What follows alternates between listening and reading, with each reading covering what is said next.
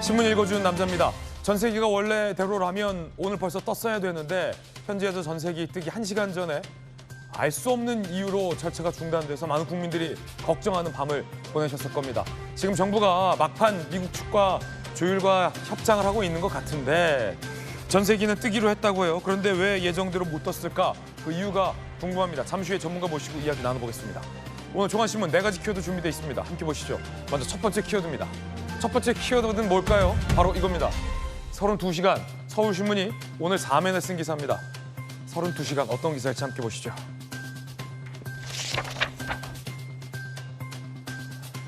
콩, 음식만 먹으며 32시간 바닥 대기, 불법 근로자 취급 받았다는 겁니다.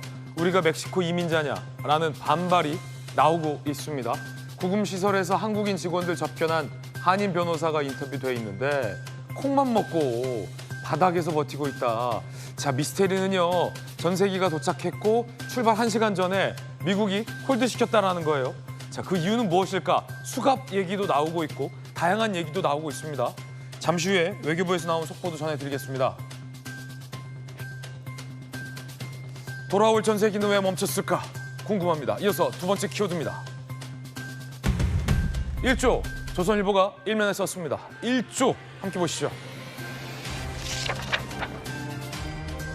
몰려온 외국인 코스피 천장 뚫었다. 코스피 3,314, 4년 2개월 만에 역대 최고치를 경신하며 박스권을 돌파했습니다. 정부 여당이 추진하기로 했었던 대주주 기준을 한 발 물러설 것이다 라는 기대감에 외국인들이 돌아왔다라는 것으로 분석됩니다. 이어서 다음 키워드입니다. 정책이 그래서 이렇게 중요합니다.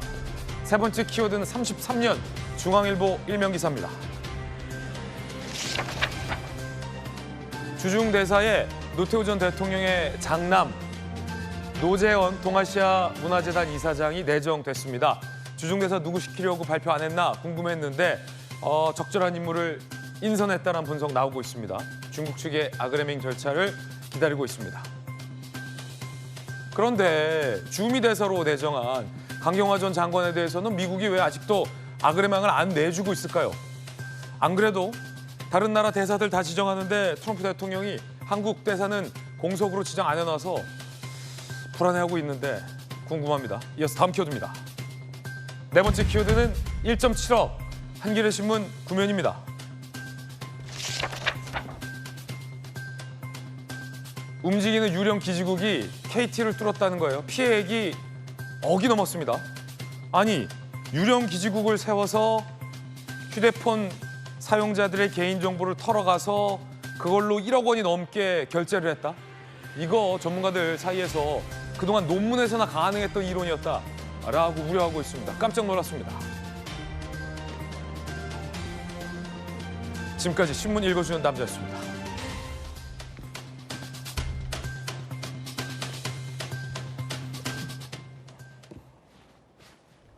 목요일 아침입니다. 오늘 함께하신 분들 소개해드리겠습니다. 엘리트 검사 출신의 김광삼 변호사님, 방통위 부위원장, 방송기자를 역임한 또 안영환 의원님 나오셨습니다. 민주당의 명대변인 김유정 의원님, 대통령실 안보전략비서관을 역임한 전성훈 전 통일연구원장님 나오셨습니다. 어서 오세요.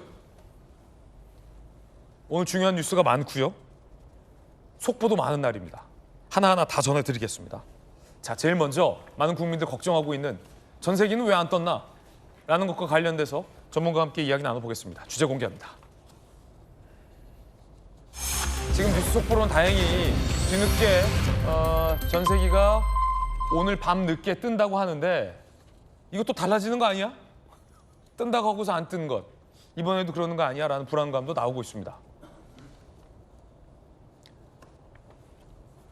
돌연 석방이 연기됐습니다. 우리 측 전세기 오늘 새벽 3시 30분 미국 이륙 예정. 돌연 연기됐어요. 어제 오후 3시 50분. 미 측 사정으로 전세기 출발이 어렵게 됐다. 일정 변경 이유 등 언급이 없었습니다. 퇴소 절차를 밟던 중에 미국 측이 멈춰 세웠다는 겁니다.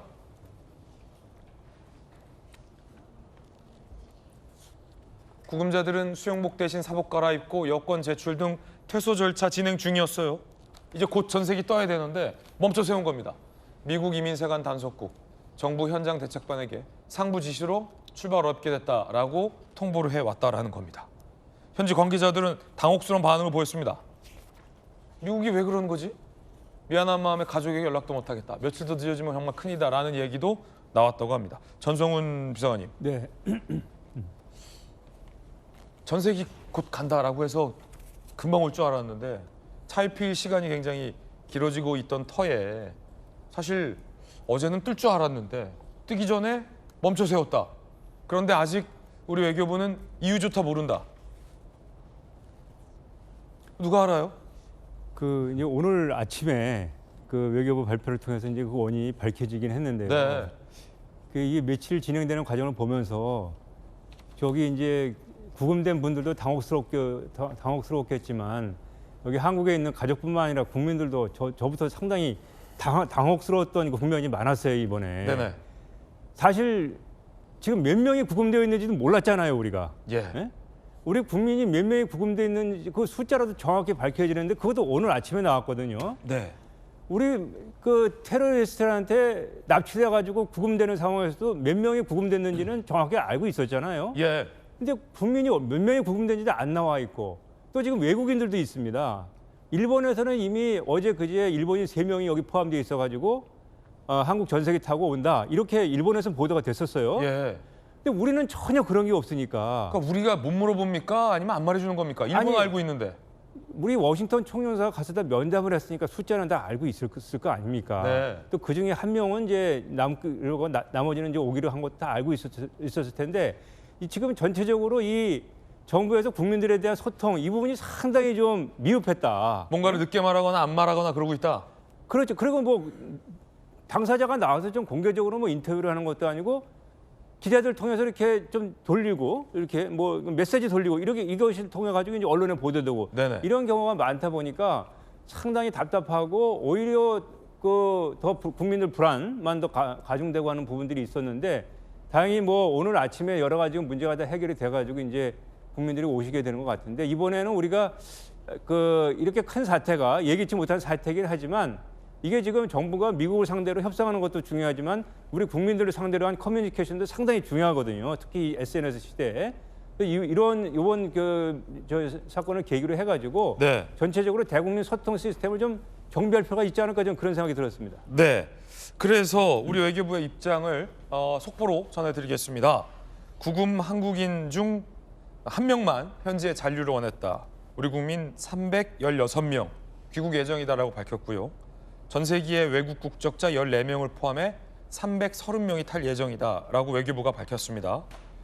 귀국 한국인은 미국 재입국 시 불이익 없다라는 확약을 받았다라고 조현 외교부 장관은 밝히기도 했습니다. 근데 이거 이번에 믿어도 돼요? 이번에는 그 뭐 외교부 발표에서 나왔지만 트럼프 대통령이 지금 관련돼 있지 않습니까? 네. 이제 미국도 역시 대통령제에서 특히 지금 트럼프 대통령의 특성상 대통령이 이제 모든 걸 결정하는 그런 지위에서 이제 하고 있는데 트럼프 대통령이 직접 개입을 해가지고 뭐 여러 가지 지시도 있었고 했던 것들이 다 드러났기 때문에 이번에는 확실하다고 저는 생각하고요. 더 이상 큰 이변이 없기를 좀 바랍니다. 네. 현지에서 한때 수갑 문제가 원인 아니냐 뭐 이런 얘기도 나왔었다고 합니다. 왜 미국은 전세기를 멈춰 세웠을까요? 당초 구금자들 전세기 탑승 전까지 수갑 착용 방침, 저게 그냥 미국 방침인가 봐요. 그러자 우리 정부는 안 된다라고 반대를 했는데 우리 측 요청에 따라 트럼프 대통령이 수갑을 채우지 말라고 지시했고 이에 따라 출발이 스톱된 것이다 라고 정부 관계자 얘기도 나옵니다. 거기에 트럼프 대통령이 미국에 계속 남으라 라고 권해서 지연이 됐다는 겁니다. 트럼프 대통령이 숙련된 한국인들이 한국으로 돌아가지 않고 미국에 남아서 일하길 원해서 귀국 지연된 것이다. 조 장관은 귀국 후 다시 오겠다는 입장이었다라고 밝혔습니다. 그래도 조현 외교부 장관이 나가서 아마 뭐 끼니도 잘 못 먹으면서 협상했을 것 같은데 잘 협상을 했네요. 트럼프 대통령이 그래도 우리 측 요구를 받아들여 준 거잖아요. 수갑 채우지 말고 일단은 다 한국으로 귀국을 했다가 필요한 인원들이 다시 재입국하고 다시 들어올 때는 불이익이 없도록 하라. 잘 됐는데 근데 이 사건을 좀 다시 짚어보면 우리가 지금 대사가 없잖아요. 트럼프 대통령이 한국 대사 지명 안 했어요. 일본, 중국 뭐 다 대사 지명했어요. G20 국가 중 절반 이상의 트럼프 대통령의 신임을 얻는 사람들 다 대사로 지명했는데 한국의 대사가 공석이니까 우리가 물어볼 사람도 없고 비서실장 한라인 가동도 안 했잖아요. 사전에 알려주지도 않고. 더군다나 우리가 지명한 미국 대사도 아그레망이 안 나오고 있잖아요. 그러니까 이런 한국인 300명 체포하는 일에 대해서 우리 정부 아무도 모르고 있었다는 거잖아요. 다음에도 또 모르고 있어도 됩니까? 근데 이제 미국의 대사가 지명이 되고 인준되는데 시간이 많이 걸리기는 해요. 뭐 1년 넘게 걸리는 경우도 있고 그래서 이번에 그런 특별한 케이스는 아닌데 저는 오늘 그 트럼프 대통령의 저 발언을 굉장히 상당히 중요하게 생각합니다. 사실상 한국인 근로자 체포가 잘못됐다는 걸 본인이 인정한 거거든요. 다시 가서 일하게 하면 안 되느냐 이 얘기는. 저게 왜 저런 발언이 나오냐면 지금 미국 내에서 저게 논란이 되고 있어요. 지금 저렇게 하게 되면은 어느 나라 근로자들이 와서 미국에 공장을 세우겠느냐는 문제 제기가 워싱턴 포스트, 뭐 월스트리트 저널, 뭐 폭스 뉴스 주류 언론에서 다 문제 제기가 되고 있는 걸로 트럼프 대통령이 봤을 거고, 그다음에 이제 뭐 근로자들 뭐 8,000명, 10,000명 고용하라고 그렇게 직접 고용 얘기를 하는데 지금 우리 엊그제 그 동아일보 특파원이 인터뷰를 잘 하셨던데 그 해당 지역의 한인 그 한인회 회장 그분을 인터뷰해서 보니까. 그 현대 공장에 들어가는 그 건설을 하는 것 그거를 계기로 해가지고 지역 경제가 다 살아난다는 거 아닙니까? 당연하죠. 아파트가 들어서고 고용이 네. 되고 그러니까 이제 공장에 들어가는 직접 고용 말고 간접 고용이 또 창출돼가지고 지역 경제가 다 살아나는 이런 것까지도 이제 고려를 하게 됐던 것 같아요. 트럼프 대통령이 이제 몰랐다가 그러니까 우리가 이제 그런 부분에서 이제 상당히 그런 부분은 소득이죠. 네. 미국이 한국의 투자로 인해서 얻을 수 있는 혜택에 대해서. 단순하게 그 근로자 몇 명만 생각했다가 이제 좀 더 포괄적으로 간접 고용까지도 생각했다는 건 큰 소득이고 그러면 더더욱 원장님 말씀 듣다 보니까 우리 국민들 지금 억울하게 체포된 거잖아요. 예. 그 전에 우리 정부는 모르고 있었다는 거잖아요. 네. 최우방국의 국민들이 억울하게 체포됐는데 귀뜸 하나 안 해줬다는 거잖아요. 대사도 양쪽에 없고. 근데 보면 일본 같은 경우 예를 들어 볼까요? 관세 문제도 일본의 도요타 자동차는 관세 협상한 대로 15% 낮게 적용되고 있어요. 현대차 아직도 25% 관세 먹고 있어요. 근데 현대차가 얘기 들어보니까 미국 현지에서 차 팔 때 가격을 못 올리고 있대요. 관세 25% 적용된 거 그냥 현대차가 다 끌어안고 있다는 거예요.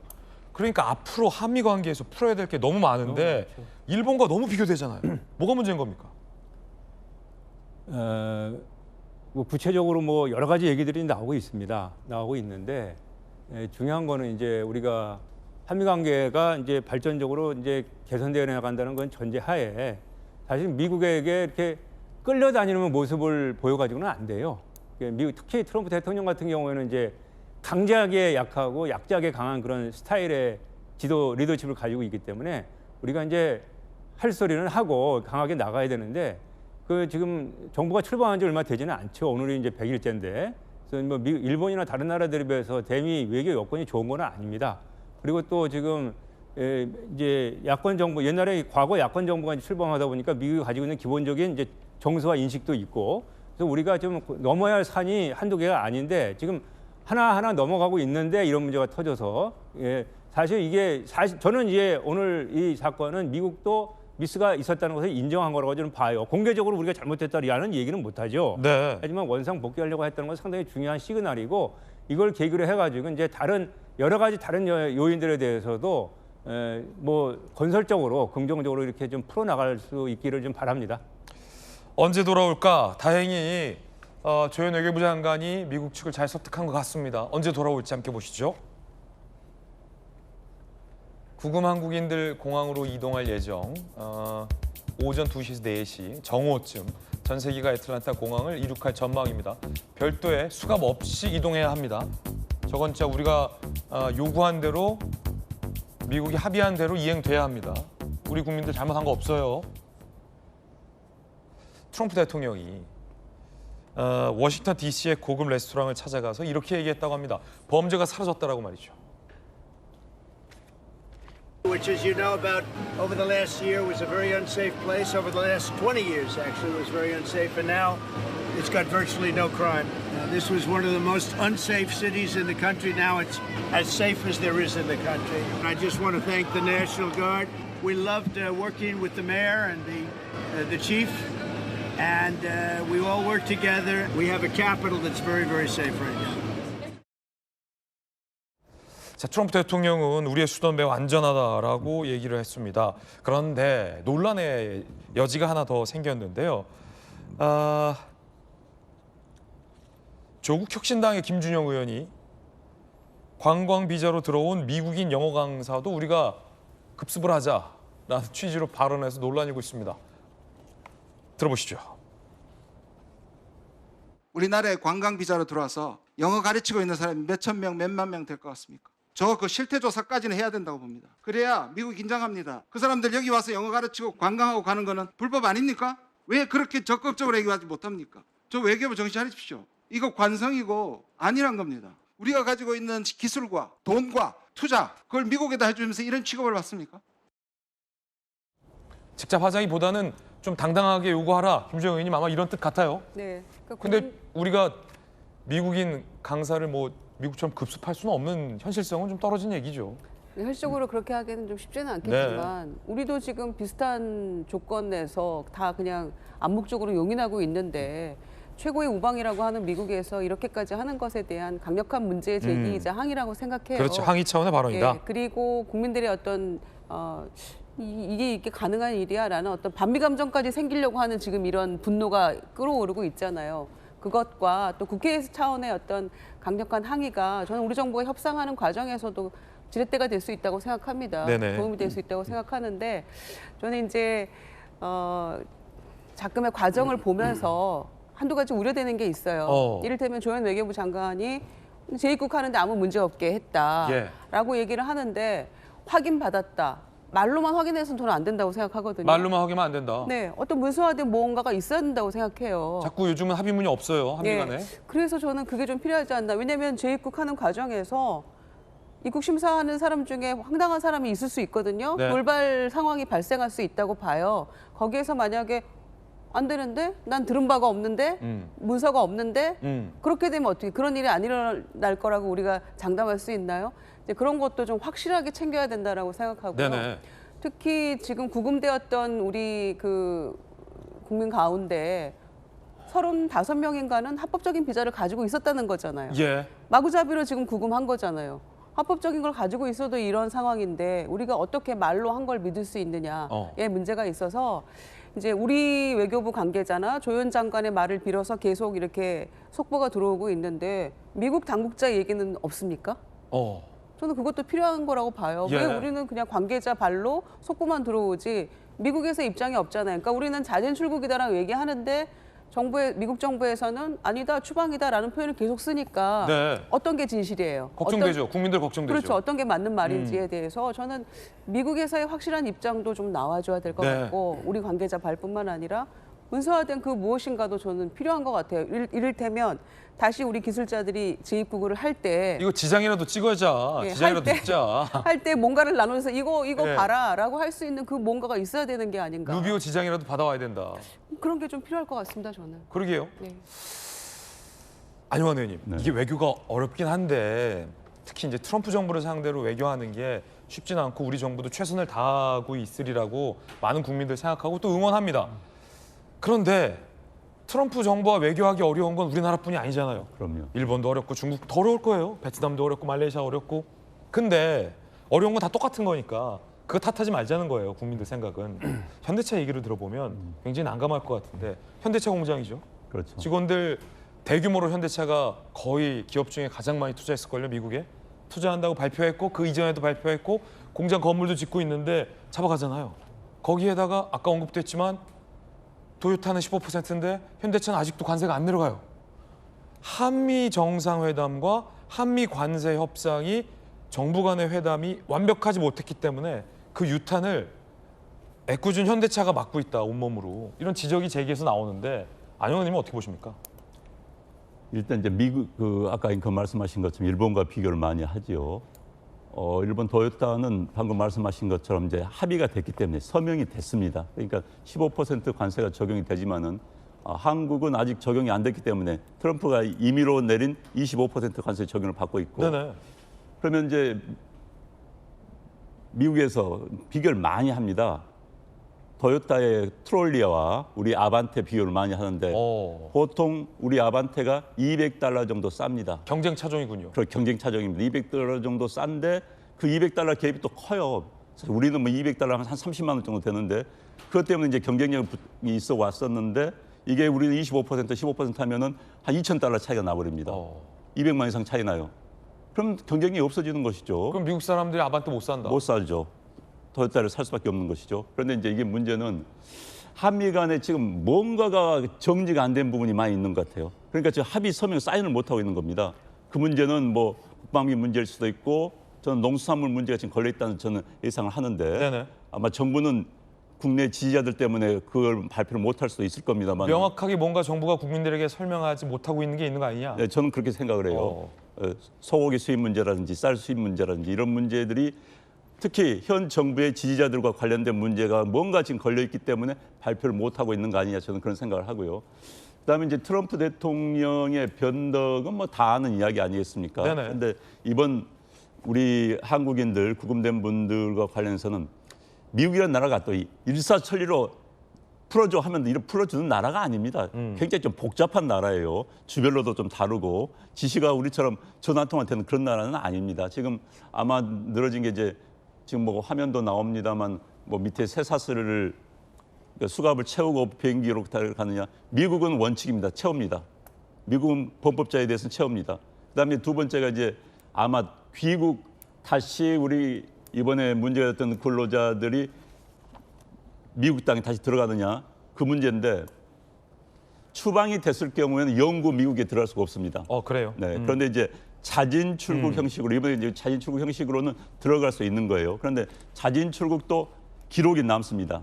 그러면 그분들이 다시 미국 들어갈 때 에스타 신청할 때 이런 경우에 그게 걸릴 경우가 충분히 있는 겁니다. 이걸 우려를 하는 것이죠. 그다음에 이제 트럼프가 다시 계속 남아서 일을 해줄 수 없겠느냐 이야기했다고 하는데 그건 뭐 여담 같은 생각이 들고요. 어찌됐든 이번 기회에 이 비자 문제에 대해서 새로 정리하지 않으면 또 발생하고 또 발생합니다.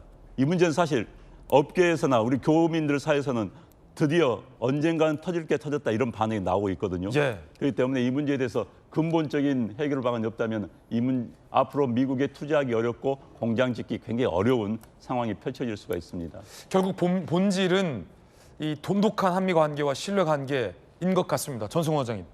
예, 전체적으로 그 대미 외교가 지금 매끄럽지가 않은 것 같습니다. 그리고 이제 국가 정책은 실용 외교인데 과연 국가 이익을 실용적으로 챙기고 있는가에 대한 의문이 드는 사건들이 좀 많이 일어나고 있어요. 이번에 그 조현 장관 방문하실 때도 급거 미국 방문이야 하고 국민들은 전부 다 이 이민자 문제 해결하기 위해서 방문하시는 분이다 이렇게 생각을 했는데 막상 결과 나온 거 보니까 이 문제는 다루지 않았고 뭐 방위 분담과 이런 문제만 얘기를 했다. 그리고 이제 사이드로 이제 트럼프 대통령이 이제 개입을 해가지고 좀 늦어졌다 이런 얘기가 나오지 않았습니까? 그래서 적어도 이게 지금 그 비자 문제가 논의가 됐기 때문에 문제가 됐기 때문에 한국인 그 근로자들을 위한 특별 뭐 비자 케이스를 만든다든가 아니면 그런 거를 만들기 위한 태스크포스를 만든다든가 이런 최소한의 이런 정도의 합의라도 좀 만들어내 가지고 구두 합의라도 이렇게 하기로 했다라고 만들어내 가지고 당장 뭐 가동을 한다 이런 정도의 메시지가 나와야지만 이게 좀 안심이 되는데 그럼 구체적으로 손에 잡히는 메시지가 안 나오니까 지금 국민들이 이게 되는 건가 계속 지금 그런 그 불안한 생각들이 계속 이어지고 있어요. 그래서 이런 부분들은 좀 정부에서 명확하게 좀 매듭을 지어줘야 되지 않나 이렇게 생각합니다. 궁금한 점들 전승호 원장님과 함께 짚어봤습니다. 전승호 원장님 감사합니다. 네. 자, 이번엔 저희가 준비한 다음 뉴스입니다. 속보가 굉장히 오늘 많다고 제가 말씀드렸는데 두 번째 이슈에 짚어드리겠습니다. 일단 주제부터 만나보시죠. 검찰개혁의 속도 차이를 대통령이 브레이크를 걸면서 공개적으로 드러냈습니다. 속보부터 전해드리죠. 어제 무슨 일이 있었냐면 모처럼 정말로 드물게 귀하게 여야의 원내대표가 손잡으면서 웃으면서 합의한 사진이 공개됐습니다. 합의 내용은 민주당, 여당이 강행하려 했었던 현 특검의 연장 등의 내용을 포함한 특검법 개정안을 두고 국민의힘은 반발을 해왔습니다. 국민의힘의 요구대로 특검을 연장하지 않기로 그리고 특검 종료 이후에도 특검이 이후의 과정을 수사하고 지휘하지 않기로 정부 여당, 민주당 원내 지도부가 받아들인 겁니다. 그래서 김병기 원내대표와 또 야당 원내대표 간에 합의가 됐습니다. 그런데 오늘 아침 정청래 대표가 여야 원내 지도부의 합의를 깼습니다. 정청래 대표는 이렇게 얘기했습니다. 어제 특검 수정 합의안은 수용할 수 없다. 지도부와 뜻 다르다. 바로 재협상을 지시했다라고 밝혔습니다. 원내 지도부가 협상을 해왔고 아마 그건 대통령이 말한 더 가진 여당이 양보하라 라는 지침과 맞는 합의였을 텐데 그걸 정청래 대표가 깬 겁니다. 국민의힘은 난리가 났습니다. 자, 이 소식부터 좀 전해드려야 될 것 같습니다. 방금 들어온 속보라 자, 김광삼 변호사님, 굉장히 논란의 법안이었어요. 뭐냐면 특검 종료가 이제 얼마 남지 않았는데 민주당 내부의 어떤 강경파와 정청래 당대표 지도부를 중심으로 이 특검 기간을 연장을 하자. 그리고 연장된 특검 기간이 끝난 이후에도 특검이 계속 수사와 지휘를 할 수 있게. 그래서 사실은 법조계와 야당에서는 무기한 특검법이다라고 비판을 해왔던 대목인데 어제 원내대표가 그거 안 하기로 합의를 했는데 밤사이에 정청래 대표가 이걸 틀었다는 거예요. 어떻게 보십니까? 저는 이제 원내대표 합의했다는 기사 보고요. 저는 이제 좀 깜짝 놀랐어요. 네네. 왜냐하면 민주당에서 그렇게 밀어붙이던 걸 어쩌면 민주당에서 일부 양보한 거거든요. 민주당이 양보한 아침에, 거죠. 아침에 이제 완전 뭐 번복했다는 속보가 떴단 말이에요. 그런데 이제 특검 자체에 대해서는 원래는 지금 기간도 연장할 수 있고 그다음에 또 수사 인력도 더 파견해달라는 거 아니에요. 그런데 사실 지금 특검이 어떻게 보면 민주당이 원하는 방향대로 다 해주고 있거든요. 네네. 그런데 지금 그로 인해서 피해를 보는 사람이 우리가 언뜻 생각하면 이제 국민의힘이고 그다음에 내란과 관계된 이제 보수층의 인사들이라고 생각하는데 가장 큰 피해를 입는 것은 국민들이에요. 왜냐하면 이 3대 특검이 동시에 이게 가동이 되니까 지금 남부지검 같은 경우는 수사를 검사가 없어요. 예. 한 달에 170건 이상을 배당받거든요. 그러니까 검찰청이 텅텅 비어 있는 건데 여기에 이제 검사들을 더 충원을 해가지고 특검을 또 기간 연장까지 해준다. 그러면 가장 고통받는 것은 국민들이거든요. 근데 그걸 좀 굉장히 도외시하고 계속 밀어붙이고 그게 이제 민주당에는 정치적 이득이 있겠죠. 더군다나 내년 지방선거가 있기 때문에. 그런데 정청래 대표가 왜 며칠 전에 대통령 3자 회동 때 왜 가서 악수하고 대통령이 여당 대표가 여당이 더 많은 걸 가졌으니까 네. 내놓으라 했잖아요. 왜 애라고 대답하는 거예요? 아니 그렇지 않다고 얘기를 해야 하는 거 아닙니까? 이게 굉장히 이중 플레이 하는 거죠. 대통령 앞에서는 마치 웃으면서 사람과는 악수하지 않겠다는 거 악수까지 하고 뭔가 앞으로 협치도 좀 할 것 같더니 그 다음날 교섭단체 연설에서 계속적으로 국민의힘 맹포하고 네. 그다음에 1차 합의한 것도 깨버리고 결과적으로 무소불위의 권력을 갖고 있기 때문에 대통령이 예. 되고 뭐가 아무 필요 없다는 거예요. 강성 지지층의 지지를 받는 그런 걸로 계속 밀고 나가겠다. 근데 그렇기 때문에 이게 뭐 국민의힘만 타격을 입으면 모르겠는데 제일 중요한 것은 이제 국민들이 고통을 받는다는 네. 겁니다. 원내 지도부 간에 합의한 걸 당 지도부가 깬 건 매우 이례적입니다. 일종의 어떤 불문율에도 어긋나는 이례적인 상황인데 국민의힘에서는 정청래 대표만 대장이냐 라며 비판을 하고 있습니다. 잉크 마르기 전에 뒤집었다라는 표현도 나왔고요. 정청래 대표가 급기야 이렇게 얘기했습니다. 김병기 민주당 원내대표가 당 지도부와 달리 합의해왔다. 이 원내 지도부 합의까지 정청래 대표가 지금 비판하고 있는 건데 성추윤 민주당 정책부장 나왔습니다. 네. 이 당대표와 원내대표가 한 몸이긴 하지만 원내 지도부가 할 일이 있고 당 지도부가 할 일이 있는데 원내 지도부가 당 지도부와 다르게 합의해왔다라며 밤에 바로 합의 파기를 지시했다는 거예요. 정청래 대표 조금 전 얘기했어요. 굉장히 이례적인데 이례적이고 내용도 그렇게 이 정치권에 오래 있던 사람들은 이해하기 어려운 부분이 있죠. 왜냐면은 일단 김병기 원내대표도 당 지도부입니다. 당 지도부죠. 지도부에 속해 있고 원내대표가 이 정도의 특검법과 같은 정말 그냥 다른 원내대표 여야가 합의를 할 때 원내대표들이 정책적으로 뭐 한 번에 뭐 100개가 넘는 법안들을 한 번에 합의할 때도 있잖아요. 근데 이거 특검법은 매우 그 귀추가 주목되어 있는 법안이기 때문에 당연히 지도부와 상의를 한 이후에 이 정도까지 받아오겠다 아니면 이 정도까지 뭘 하겠다 요구하겠다를 합의하고 들어갈 겁니다. 따지고 보면 원내대표는 원내 의원들의 어떤 총의를 모으는 자리이기 때문에 김병기 원내대표 혼자 그러진 않았을 것 같고 그렇죠. 현역 의원들의 어떤 중지를 모았을 것이다. 현역 의원들의 중지뿐만 아니라 지도부와도 소통을 분명히 했을 겁니다. 정청래 대표는 지금 안 했다는 거고. 그러니까 지금 제가 봤을 때는 충분히 소통을 하지 않았을 리가 없다 하고 들어갔는데 지금 합의를 하고 나왔을 때 지금 수용이라고 하고 있습니다만 그 결과 이후에 지금 양당 모두 강성 지지층의 반발이 매우 심했거든요. 예. 민주당뿐만 아니라 국힘에서도 반발이 엄청 심했어요. 국힘의 강성 지지층은 그걸 합의해 주는 순간 특검법을 인정해 주는 건데 지금 내란을 인정하는 거냐라면서 아주 강하게 반발을 했고 저희 당에서도 지금 어떻게 내란 동조 세력과 합의를 하느냐 강성 지지 양쪽의 강성 지지층이 반발을 하니까 어떻게 보면 저희 쪽이 입장을 바꾼 거죠. 그러니까 저는 원내대표 간 합의를 이렇게 굳이 물을 필요가 있었는가? 왜냐하면 지금 기간은 그대로 두고 인원은 대신 늘리는 건 합의를 한 거잖아요. 왜냐하면 지금 특검이 지금 인원 기간 다 부족해 보이는 건 맞습니다. 근데 인원을 일단 늘리고 현재 그래도 60일 연장을 할 수 있도록 되어 있기 때문에 그럼 나름 괜찮은 합의다. 저는 그 기간 내에 하다가 특검에서 아마 세계 특검에 저는 그 상황이 좀 다를 거라 보는데요. 아니면 혹시 이런 가능성 네. 없을까요? 요즘 당 지도부는 부인하지만 이따 이 얘기 나누겠지만 지금 검찰개혁 갖고도 대통령이 공개적으로 강경파와 선긋기 발언했잖아요. 당청관에 이견이 존재하는데 김병기 원내대표가 대통령실에 정무수석, 우상호 수석과 상의 안 할 리는 없을 것 같아요.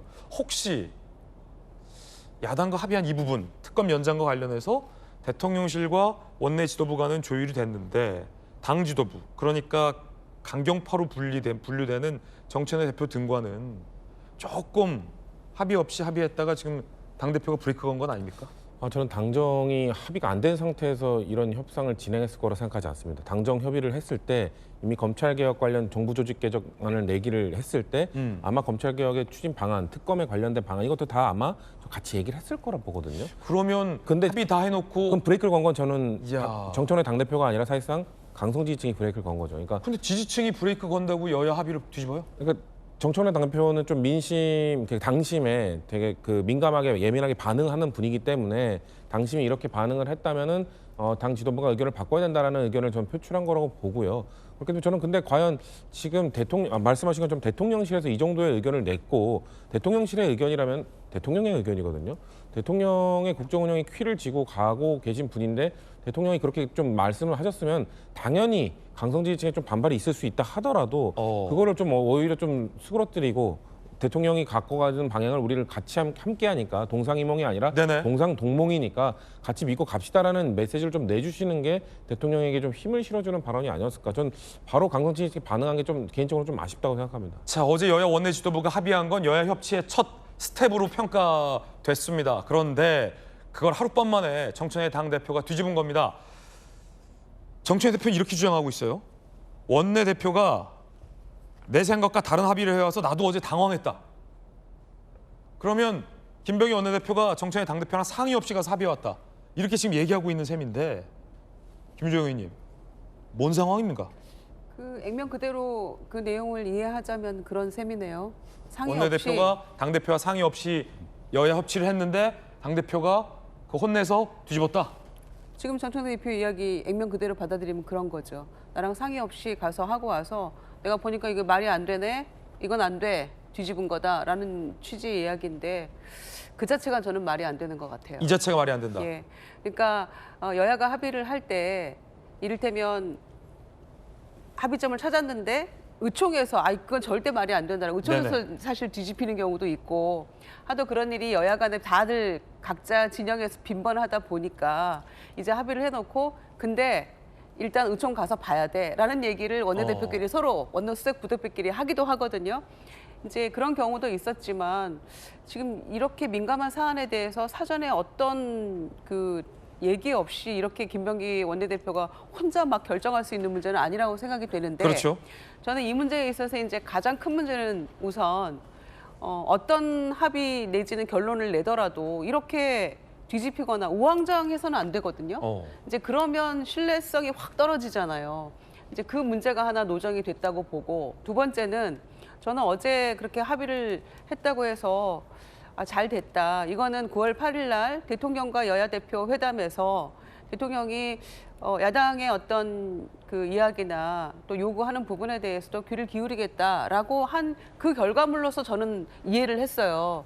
이 정도는 특검 자체에 대한 특검을 아예 폐기하자, 그렇죠. 중단하자 이런 게 아니기 때문에 특검에서 기간 연장하는 거, 인원수 늘리는 거, 그리고 그 방송 중계 공개하는 네네. 거.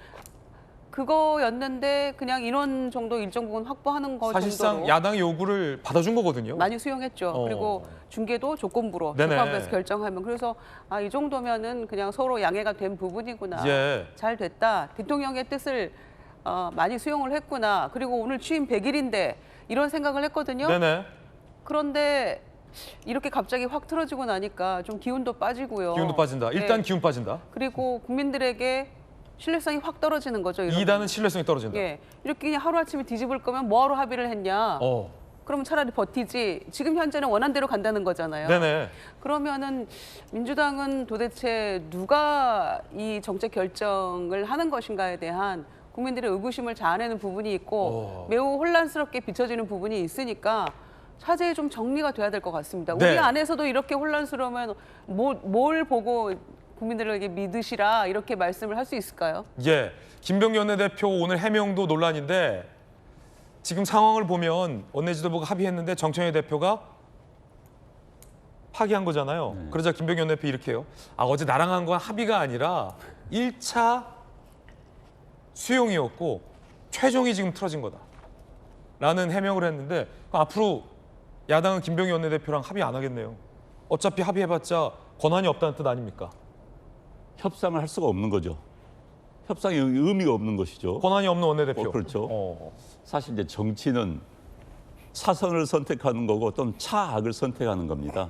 그리고 정치의 그 차악과 차선을 선택하는 과정은 결국 그 절충과 타협과 배분과 분배거든요. 권력을 분배하고 배분하면서 권한을 그런 과정을 거쳐서 이제 정치가 이루어지는 건데 어제 저도 협상이 타결됐다는 말을 듣고 깜짝 놀랐습니다. 양당의 강경파가 이거 가만히 있지 않을 텐데 타협을 했다? 이거 정말 한국 정치가 그나마 진일보하는 거구나. 특히 야당 입장에서 본다면은 특검법을 합의했다는 것 자체는 그러면 우리가 특검법을 근본적으로 반대했는데 그걸 인정하는 거 아니냐 이 논란이 일어날 수밖에 없는 거거든요. 네네. 그런데 어찌됐든 야당에서도 그런 불만과 지적에도 불문하고 합의를 한 거예요. 또 여당도 어느 정도 양보를 한 겁니다. 그래서 참 다행이다. 그나마 다행이다. 예. 아마 대통령이 여야가 좀 타협하고 그러면 야당을 방금 인정하자. 저것처럼 웃으면서 사진을 찍지 말든가요, 어제. 김병기 그러니까요. 원내대표가. 그래서 어제 참 잘 됐다고 생각했는데 저걸 파기했다. 그것도 대표가 파기했다. 이제 아까도 이야기 나왔지만은 이런 경우는 있습니다. 여야 원내대표 간에 합의를 해온 것을 의원총회에서 뒤집힌 경우 있습니다. 의총에서는 이제 강경파의 네네. 목소리가 크죠. 그러면 이제 똑같은 논란. 그러면 협상을 왜 했냐 이렇게 나오는데. 사진 찍은 건 합의한 거 아닙니까? 그러니까요. 합의하고 사진 찍고 웃으면서 끝났는데 저걸 당 대표가 틀어버린다. 저는 이런 경우는 저도 사실 처음인 것 같아요. 처음 보셨어요? 네, 원내 대책 회의에서 또는 의원총회에서 뒤집힌 경우는 봤습니다만 당 대표가 협상에 온 것을 틀어버린 경우는 전 처음 봤어요. 왜냐하면은 보통은 사전에 양해를 구하고 이 정도까지 가서 받아오겠다는 이런 이야기를 정리하고 나가는 겁니다. 그런데 저건 그래서 여의도 대통령이라는 말까지 나오고 있잖아요. 누구야 향해서요? 정청래 대표를 향해서. 네, 여의도. 그래서 저는 과연 저런 것들이 용산과 대통령실과의 대립 관계 속에서 네네. 정리가 안 된 상태에서 나온 것인지 아니면은 용산 대통령실은 굿캡 좋은 경찰, 네네. 정청래 당대표는 배드캡 나쁜 경찰, 그래서 역할 분담하는 것인지 잘 모르겠어요. 그러나 예. 지금 양상을 보면은 정청래 대표의 강성 지지층을 향한 그런 제스처, 네. 몸짓이 아닌가 싶고 정청래 대표의 의도가 무엇인지도 상당히 이제 궁금해요. 그런데 정치는요, 제가 거듭 강조하지만 지지자들한테 끌려가는 순간 반쪽 대통령, 반쪽 정당밖에 안 됩니다. 그래서 지지자들한테 끌려간 정치를 보여주고 있는 모습 저건 아닌 것 같습니다. 야, 이게 그 전세기 안 뜬 것보다 더 미스테리한 일이 오늘 아침에 벌어진 건데 뉴스 속보 지금 돌직구쇼가 가장 빠르고 정확하게 전해드립니다. 김광선 변호사님, 둘 중에 하나 같아요. 김병기 원내대표가 당대표한테 물어보지도 않고 의원들의 중지도 모으지 않고 혼자 가서 털레 가서 야당이 하자는 대로 사인해 오고 왔다가 혼났거나, 두 번째는 적어도 대통령실 정무수석이랑 김병기 원내대표가 상식대로 합의를 해놓고 야당이랑 가서 합의를 해왔는데 정청래 대표가 그걸 뒤집거나, 만약에 후자면 지금 정청래 대표가 대통령실의 의중까지 뒤집은 꼴이 된 것 아닙니까? 저는 이제 후자다고 보는데, 일단 협치, 지금 대통령은 제가 볼 때는 아까 이제 배드캅, 국합 얘기했는데 이중 플레이 한다고 했는데, 지금 취임 이후에 쭉 그 상황을 보면 그건 아닌 것 같아요. 저도 처음에는 의심했거든요. 이재명 대통령은 굉장히 좋은 이미지로 가고 정청래가 어떻게 보면 뭐 칼자루 휘두른 그런 모습이었는데, 근데 검찰 개혁도 맞고 이번에 합의안과 관련된 것을 보면 그건 아니다는 것 같아요. 그래서 일단은 정청래 대표가 있는 한은 여야 협치는 요원하다, 그런 생각이 좀 들고요. 그다음에 이제 문제는 뭐냐면 김병기 원내대표가 특검에 관한 것은 굉장히 중요한 내용입니다. 이게 특검 연장한다랄지, 그것은 왜냐하면 현재 민주당의 자체가 특검 프레임, 내란 프레임으로 가고 있거든요. 특검을 어떻게든 끌고 가야 된다. 그렇죠. 특검을 뭐 30일 연장하느냐 안 하느냐는 앞으로 지방선거뿐만 아니라 굉장히 중요한 부분이에요. 그래서 제가 아까 깜짝 놀랐다고 했잖아요. 왜냐하면 이게 연장에 합의할 수 없는 부분인데, 더구나 이제까지 뭐 민주당인지 정청래 대표 행태를 보면, 근데 합의였다고 그래서 그래 했는데 뒤집어졌단 말이에요. 근데 김병기 원내대표 성정상 신중하고 합리적인 분이라 의원들 중지나 대통령실 조율 없이 가서 합의하진 않았을 텐데. 그렇죠. 미스테리입니다. 근데 원내대표가 그냥 가서 자기 마음대로 하지 않았을 거예요. 약간 모양 빠진 거 아니에요, 원내대표? 원내대표는 완전 뭐 모양새 구겨진 거죠. 그러면 이제 앞으로 원내대표는 뭔가 원내대표끼리 모여서 회의할 때는 합의 딱 보면 그 밑에 써야죠. 정청래 대표의 승인이 있는 경우에 합의한 것을 본다. 아니면 스피커폰 틀고 하면 돼요. 그렇죠. 그걸 녹음하면서. 그렇게 해야지 합의가 되지, 뒤집어지는 경우가 없지.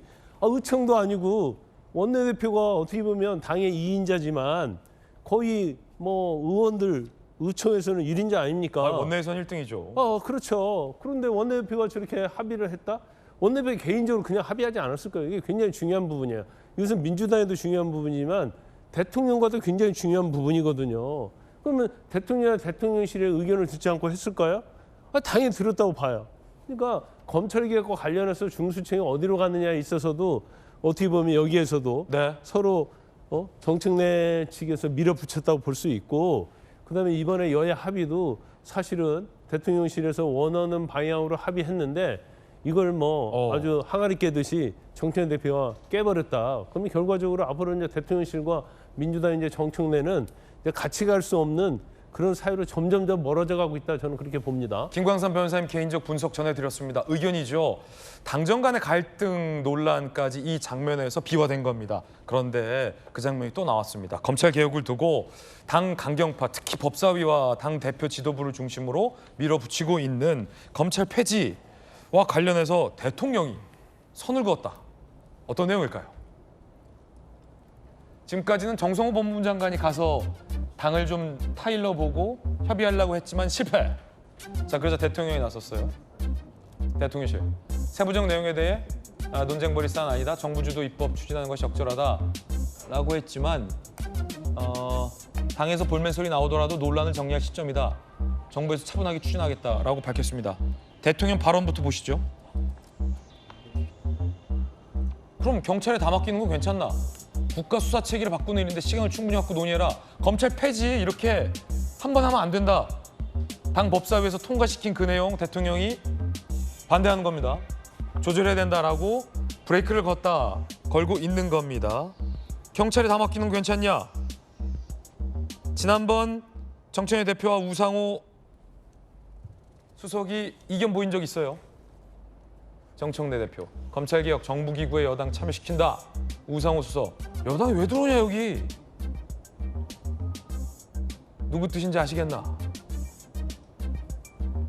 이견 보였거든요. 그 전에도 있었죠. 민영배 의원이 정성호 본부장에서 이렇게 얘기했습니다. 너무 장관이 나간 것 같다. 정성호 장관인데요. 아니 진즉 검토를 마쳤죠. 그런데 그것이 당정의 논의사항으로 저희 안에는 없어요. 그 점과 관련해서는 저희 당 지도부는 장관께서 좀 너무 나가신 거 아닌가? 이런 생각을 갖고 계신 것 같습니다. 아직 당에서 입장을 내지 않았는데 본분에 충실한 건가? 뭐 이런 정도에 대한 그 우려가 좀 있는 것 같습니다. 장관이 너무 나갔다. 정성호 법무장관은 검찰 폐지를 두고서 다른 목소리를 내왔거든요. 신중한 논의가 필요한다. 조바심의 디테일 놓쳐서 안 된다. 합리적 토론과 대화가 안 되는 답답한 상황이다. 누구와? 여당 지도부와.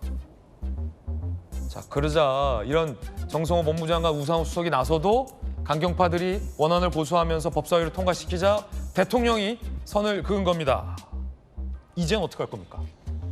김우정 의원님, 정성호 우상호 수석은 말이 안 먹혔어요. 말빨이. 소위 시쳇말로. 대통령 나섰어요. 이제 어떻게 할 겁니까? 정청래 대표는 그럼에도 불구하고 추석 전에 검찰 폐지 밀어붙입니까? 아니면 대통령 말 수용합니까? 둘 중에 하나밖에 없죠. 일단 지금은 이재명 대통령의 시간입니다. 그게 중요하고요. 두 번째는 사실 9월 25일 날 검찰청 폐지하고 그다음에 이제 중수청, 공소청 만들고 이런 부분들 그리고 이제 25일 날 정부조직법 개정안에 대해서 통과시키기로 한 것. 그것도 제가 생각하기엔 대통령께서 조금 이르다고 생각한 것 같은데 양보한 것 같아요. 접점을 찾은 것 같고 왜냐하면 정청래 대표가 공약한 바가 있잖아요. 추석 고향 가는 길에 검찰청 폐지한다는 소식 들려드리겠다라고 공약한 바가 있어서 큰 틀에서의 접점은 찾은 것 같고 그래서 일단 개정안은 그날 통과시키자 거기까지인 것 같고요. 그다음에 지금 이제 우상호 수석 포함해서 이렇게 논란이 됐던 부분은 자 그러면은 1년 뒤에 시행을 할 텐데 그 1년 동안 후속 작업을 굉장히 디테일하게 들어가서 법안 개정할 부분들이 상당히 많잖아요. 그거를 국민 편에 서서 어떻게 불편함이 없도록 할 것인가. 국가수사기관의 어떤 전체적인 대변혁을 가져오는 이런 상황에서 그냥 만약 검찰이 잘못했으니까 그동안 수사권, 기소권 오남용이라는 측면에서 굉장히 잘못한 부분이 있지만 그래도 국민 편에 서서 경찰의 권한이 집중됐을 때 부작용은 없을 것인가. 또 보안 수사권 부분에 있어서도 그렇죠. 이견들이 있는데 자 그러면은 검찰이 그걸 다시 보안 수사권을 가졌을 때 지난번에 소위 검수안박이라는 걸 가지고 했을 때 시행령으로 막 다 복원시켜 버렸던 그런 부작용은 또 발생하지 않을 것인가. 상당히 아주 그 세심하게 살펴야 할 부분들이 상당히 많거든요. 네네. 그래서 총리실 산하에 검찰 제도개혁 TF를 두고 정부 차원에서 이거를 주도권을 가지고 하겠다. 정부 입법으로 하는 거니까 이렇게 했던 건데 당은 왜 안 되냐, 왜 못 들어가냐 이제 이렇게 논란이 있었던 거잖아요. 그래서 저는 지금은 이재명 대통령의 시간이고 차분하게 이 문제를 살펴야 한다라는 대통령의 그 이야기에 대해서 저는 동의하거든요. 대통령 법무부 장관 정무수석 말이 맞다. 예. 왜냐하면 일단 9월 25일 날 개정안을 통과시키잖아요. 그러니까 큰 틀에서 검찰청 폐지, 수사기소권 분리 이 부분에 대해서는 뼈대가 세워지는 거니까 그 이후 작업은 신중하게 하자는 얘기 아닙니까? 그거를 반대할 명분이 있나요? 근데 왜 다 서두르는 것처럼 보이고 다 당에 쫓아가는 것처럼 보이면 저는 문제가 있다고 보고 네네. 그러니까 이런 거예요. 당정 간에 너무 그냥 일치된 의견으로 그냥 그 합을 맞추면 이를테면 여의도 출장소냐, 네네. 대통령실 출장소냐 여당이 이런 얘기 들으면서 비난받잖아요. 출장소가 더 뼈아픕니까? 아니면 여의도에 다른 대통령이 있다는 말이 더 뼈아픈 겁니까?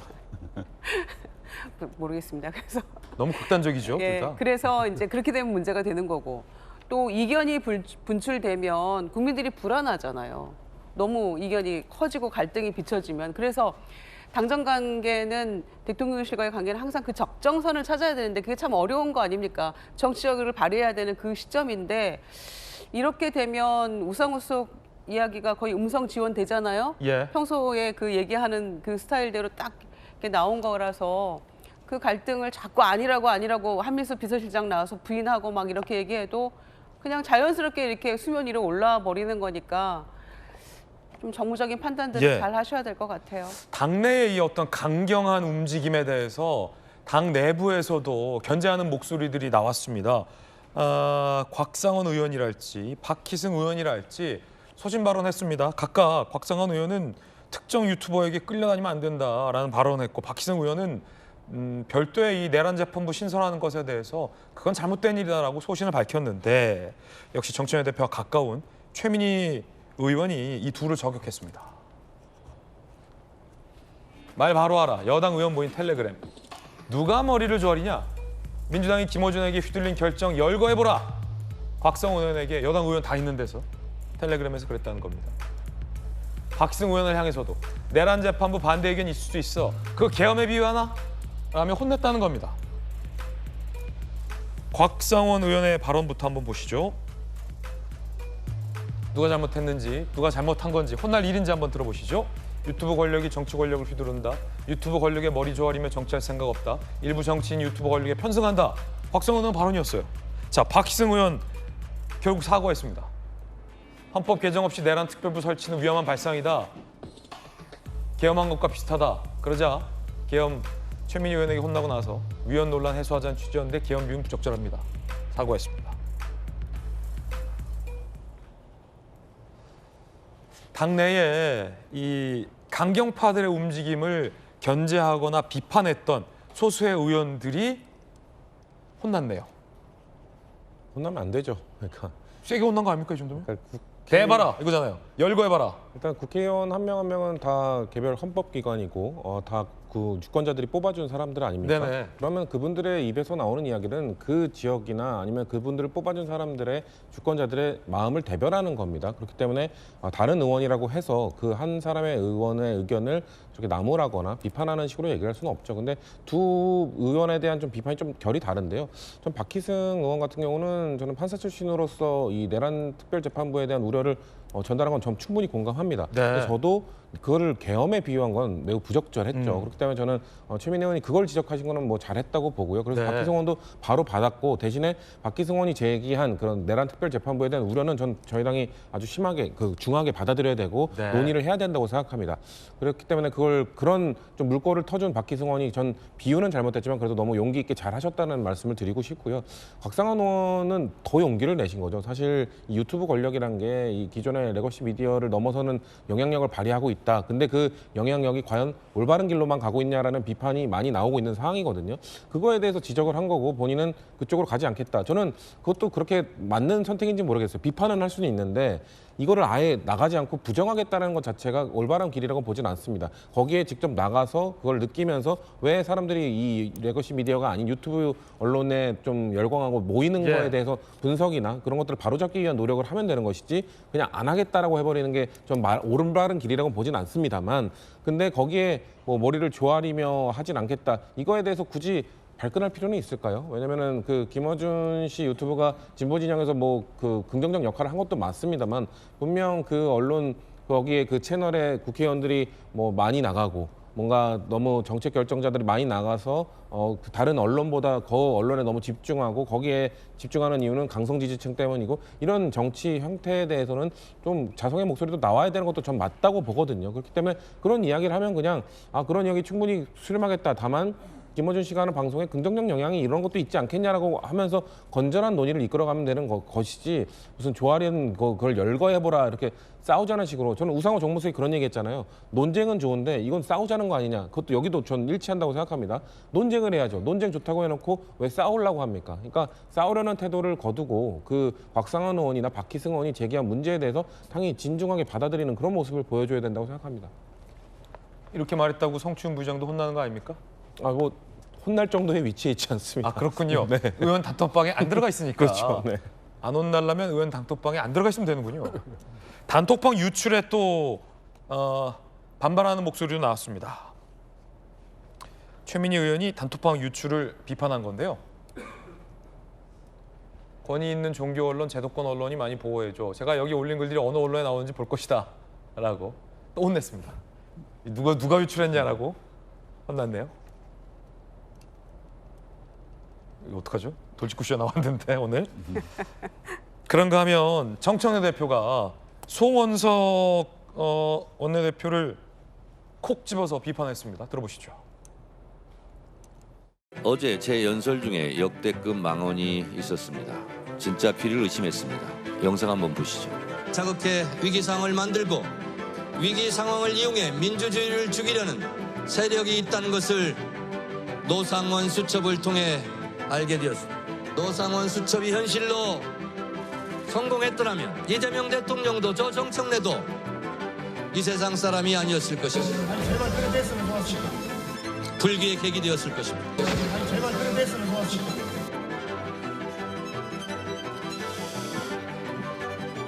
그때 죽었으면 좋겠다는 것입니까? 저 목소리의 주인공이 저는 낯익습니다. 제2의 노상원입니까? 이 목소리의 주인공을 찾습니다. 자수하고 사과하시기 바랍니다. 송원석 원내대표로 지목했습니다. 목소리의 주인공을.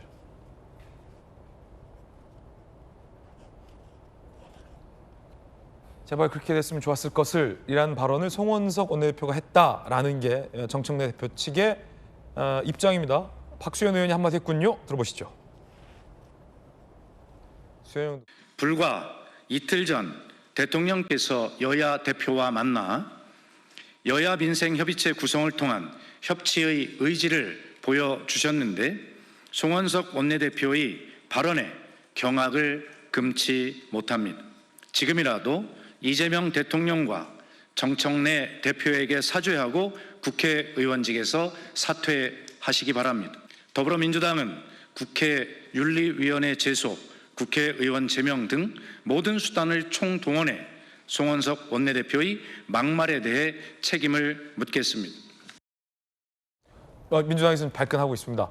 일단 송원석 원내대표가 그 발언한 게 맞는지 확인해봐야 될 것 같고 맞으면 뭐 정중히 한마디 사과하면 될 것 같은데 국회의원 사퇴까지 얘기 나왔어요. 어떻게 보십니까?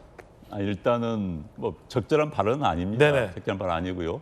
뭐 그때 너무 정청래 의원이 말도 안 되는 소리 하니까 내가 욱하는 심정에 뭐 이야기했다 하고 사과하면 되는 거예요. 예. 근데 이제 저걸 정청래 당 대표가 자기 발언을 통해서 비디오 화면까지 틀어서 이야기한 것도 저는 참 좀 지나치다는 생각이 들었어요.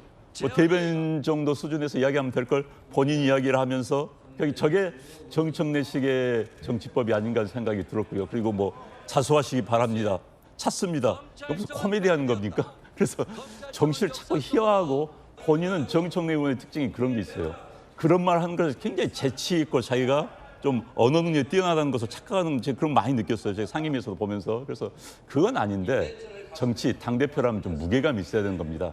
무게감 속에서 신뢰가 생기는 거거든요. 그런데 본인 스스로 자수하기 바랍니다 하고 비디오 띄워놓고 하는 것은 적절하지 않았다고 보고요. 저는 현대 지금 대한민국 정치에서 뭐 세계 정치도 마찬가지입니다만 상식이 사라지는 것, 아주 절제가 사라지는 것이 정말 안타까워요. 아까 유튜브에 대한 박상원 의원의 발언이 저는 맞다고 봅니다. 네네. 아주 상식적인 발언이에요.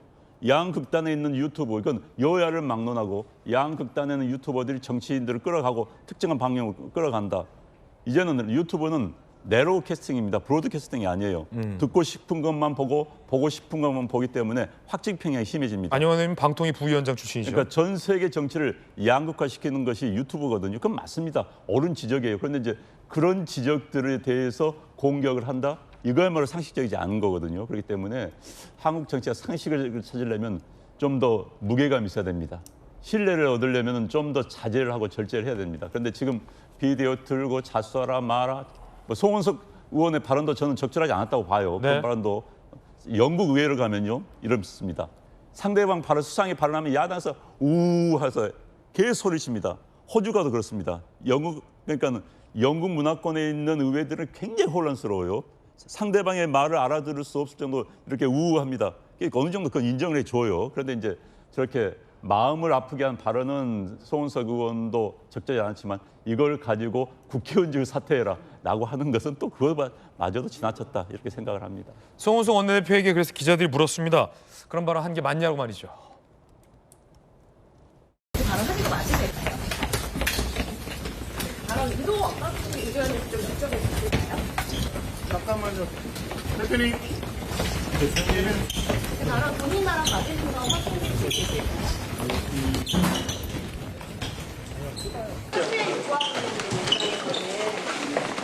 어떻게 김관선 변호사님. 뭐 발언한 건 맞는 것 같아요. 아 그래요? 아니라고 안 하는 거 보니까. 그럼 안 했으면 안 했다고 하겠죠. 예. 상당히 중요한 문제인데, 근데 사실은 저도 사실은 저런 얘기를 주위에서 들은 적이 있어요. 그러니까 같이 뭐 술자리나 그런 데서 그런 말 하는 분들이 있죠. 근데 사적인 자리에서 뭐 자기 자신이 뭐 정청 대표를 싫어하면 그런 말 할 수는 있겠죠. 근데 그게 뭐 현실화될 가능성은 제로 아닙니까? 그래서 그렇지만 저 자리에서 그냥 속으로 중얼거렸으면 됐지 이걸 왜 밖으로 내놔가지고 저런 공격을 받는지 그 부분에서 이제 본인 자체가 이제 적절하지 않다 이렇게 보고요. 제가 아까 유튜브에서 한 말씀 드리려고 해요.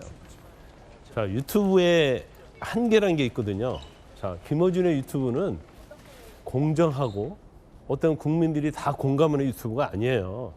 어느 한쪽 편 친여 성향 지금의 또 그것도 그냥 친여가 아니고 극친여 성향의 유튜브거든요. 근데 이 유튜브는 공정할 수가 없죠. 왜냐하면 자기를 지지하고 자기의 구독자들 그런 사람이 유튜브잖아요. 그러니까 아무리 거기에서 진실을 밝힌다 하더라도 한번 필터링을 해야 하는 겁니다. 자, 조아린다고 했잖아요. 거기다 최민희 의원이 굉장히 반박했어요. 아, 조아린 거 맞죠. 다 줄 서서 김어준 방송 나가려고 하는 거 아니에요? 줄 서라면 줄 서고 저러라면 저러고 그다음에 줄탄핵 하자고 하면 명심하겠다고 하고 그런 유튜브 아닙니까? 아, 그러면 자기들의 어떤 유튜브인 걸 인정해야죠. 그런데 심지어 지금 뭐 한겨레랄지 경향신문은 굉장히 친여성의 유튜브잖아요. 근데 이게 전통적인 유튜브단 말이에요. 그러면 거기에서는 제가 볼 때는 보수 성향의 국민의 입장에서 보면 저건 왜곡된 보도라고 생각할 거예요. 알겠습니다. 그렇지만 어느 정도 공정성이 있는데 그것보다도 오히려 김어준의 유튜브를 훨씬 더 상위에 놓는 그러한 모습은 잘못된 거죠. 김관선 변호사님의 의견도 전해드렸습니다. 저희들은 60초 광고 보고 돌아오겠습니다. 오늘 좀 광고 일찍 봅니다. 네, 잠시 후 이재명 대통령의 취임 100일 기자회견이 시작됩니다. 잠시 후에 취임 100일 기자회견 저희들이 생중계해 드리겠습니다. 돌직구쇼는 여기서 마치겠습니다. 취임 100일 뉴스톡보로 저는 계속 인사드리겠습니다.